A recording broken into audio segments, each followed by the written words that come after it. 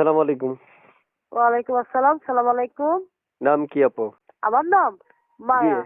মায়া। জি। তো মায়া আপু কি ইমো নাম্বার আছে? ইমো আছে আপনার এই নাম্বারে? হ্যাঁ, আমার এই নম্বরে ইমো আছে।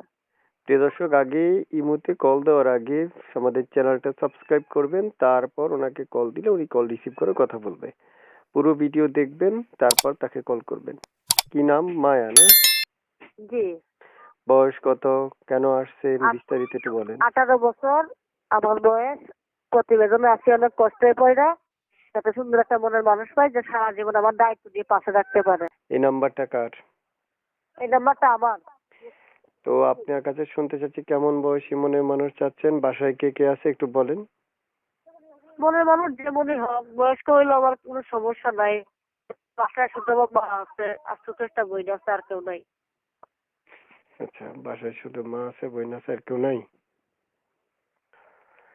জি। বুঝতে পারছি। আপনি যে আমাকে নাম্বার দিয়েছেন, এই নাম্বারটা আমি দর্শকদেরকে দিয়ে দিচ্ছি। কল দিলে কল ধরবেন না কেটে দিবেন? না না, কিসের জন্য ধরবো না, ধরবো।